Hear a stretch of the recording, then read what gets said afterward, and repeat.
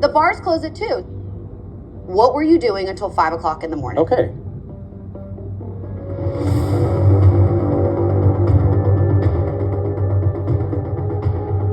I don't see why you can't just answer the question.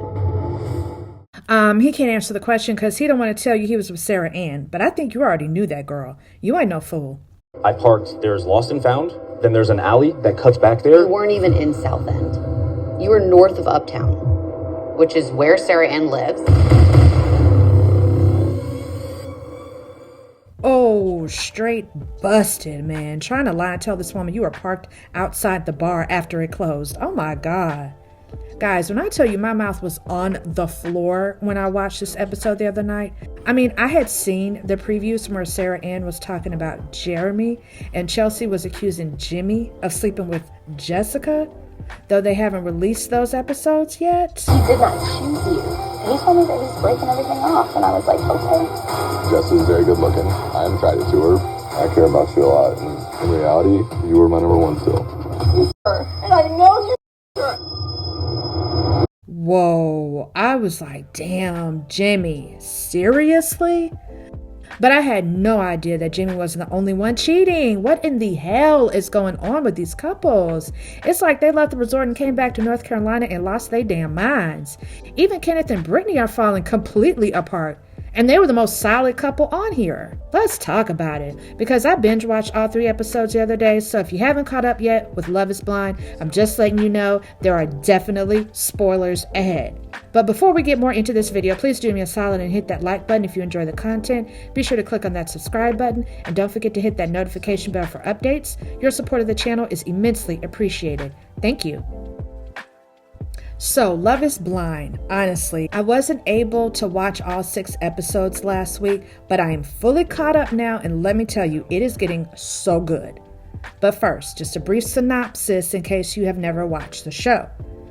For 10 days, the men and women date each other in purpose-built pods where they can talk to each other through a speaker but not see each other. They are initially paired in a speed dating format, but later can choose to have longer dates. The daters may extend a marriage proposal whenever they feel ready. In this video, I'm going to go over the state of 3 of these couples who have all decided to get engaged and move in with each other, and get to all the hell that's been breaking loose. Let's begin with what went down between the love triangle that seems to be Jeremy, Laura, and Sarah Ann.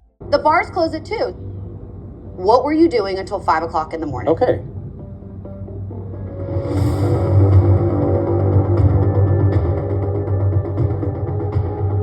I don't see why you can't just answer the question. So Jeremy basically has to make the choice to either just tell his fiancée the truth, the whole truth, and nothing but the truth, so help him God, or maybe give her some kind of version of the truth. I mean, listen to this weird-ass explanation he gives. Went to originally go to a karaoke bar. As I was leaving here, location changed. Told we're going to Lost and Found. When I was halfway there, got a text message from one of the guys from the pod saying, hey, Sarah's out here, just so you know. So unfortunately, Laura's worst fears are confirmed now that he's mentioned Sarah Ann's name. Now, mind you, Sarah Ann was the girl Jeremy didn't choose in the pods. I directly was like, I'm probably going to turn around, and was like, no, you know what? I'm not going to let somebody else like dictate what I do. So went there. She comes over to me and is like, oh, hi, Jeremy. Hugs me, walks away. And I'm like, what was that? And then I come to find out that she's upset about a lot of things. So in order to not drag things out and make it worse, I was like, do I need to have a conversation with her? So yeah, we hung back and we talked about things. Now, first of all, I would feel a way that the other guys from the show or the pods had something to do with this or knew this was going down.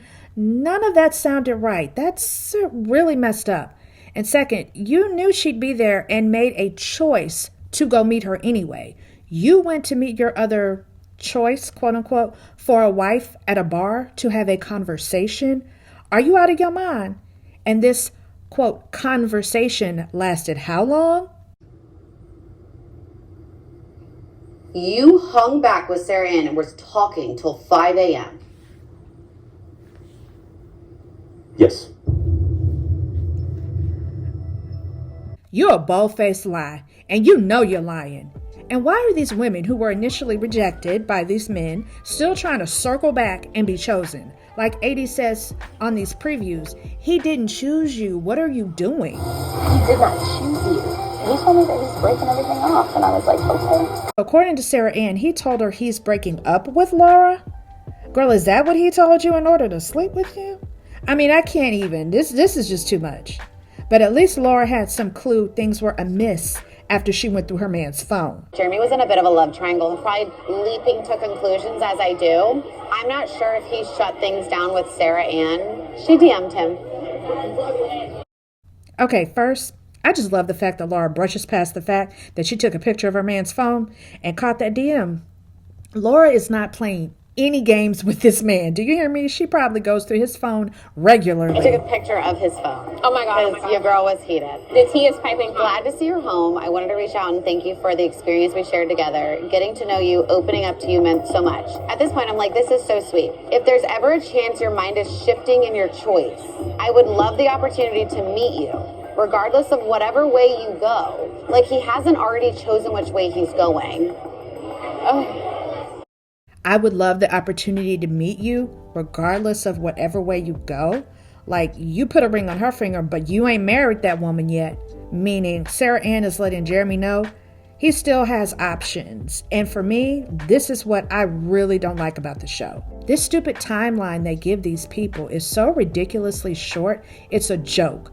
This whole setup just seems to force people into choosing and into proposing when they are clearly not ready, just to create drama for the rest of us to be entertained. However, realistically, these people should have had the opportunity to date in the real world after leaving those stupid pods and take more time to come to a conclusion about who it is they want to choose and to marry. Because now people are starting to really get hurt. And this is just getting more and more messy, especially since Miss Jessica sat up there telling Laura in the same scene about how she is still leaving the door open for Jimmy. Jimmy, of all people. Okay, whenever you guys got back, the day after, he sends me a friend request, and I see it come through immediately, and I'm like, hang on, what do I do? Girl, what do you do about a friend request from a man that dumped you and got down on one knee to propose to another woman? How about ignore his ass? Didn't you just hear Laura say he already made his choice when she was flashing her ring?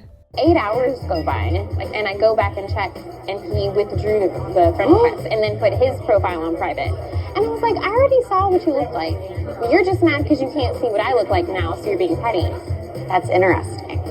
Nah, girl, this man knows what you look like. He most definitely knows what you look like, and it's wreaking all kinds of havoc over at his house with his fiance. I don't even know if the opportunity will ever present itself, but if we were in person and I heard his voice, I'm like, what would that do? Because like our first initial conversation was like so electric. I'm like, we're gonna like electrocute each other. Yeah. When we actually touch.